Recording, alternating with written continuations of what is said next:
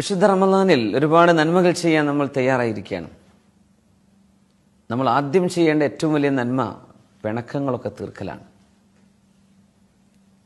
പിണക്കം നമ്മുടെ നബിക്ക് ഇഷ്ടമായിരുന്നില്ല.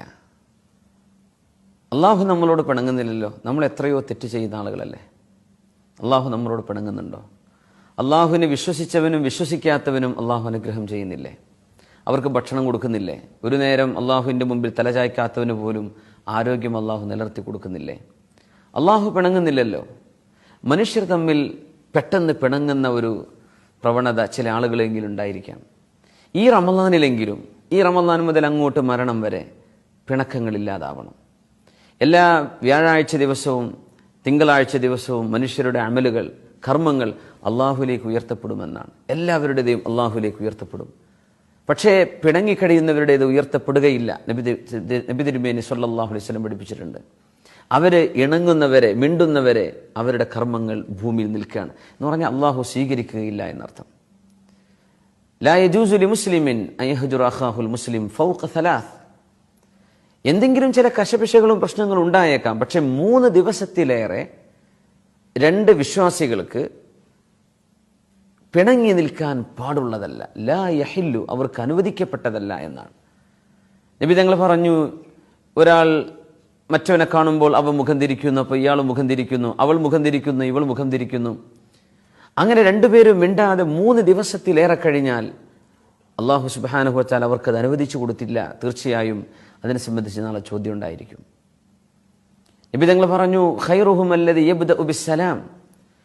നമ്മൾ മിണ്ടാതിരിക്കാൻ ചില നിസ്സാര കാരണങ്ങളായിരിക്കും. ചിലപ്പോൾ അടുത്ത കുടുംബ ബന്ധങ്ങൾ, വളരെ അടുത്തിടപഴകേണ്ട ആളുകൾ, അല്ലെങ്കിൽ ഏറ്റവും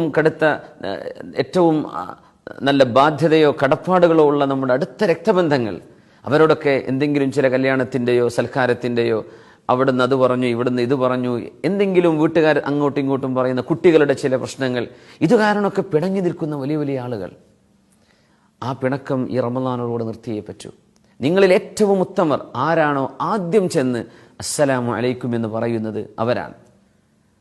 അവർക്കാണ് ഏറ്റവും വലിയ പുണ്യം. ആരാണോ തുടങ്ങുന്നത്, ഒരാൾ വന്ന് അസ്സലാമു അലൈക്കും എന്ന് പറഞ്ഞു നമ്മളോട് മിണ്ടാൻ വേണ്ടി വന്നാൽ അതിന് സലാം മടക്കൽ നിർബന്ധമാണ്. അതുകൊണ്ടാണ് സലാം പറയൽ സുന്നത്താണ്, പക്ഷേ മടക്കൽ നിർബന്ധമാണ്.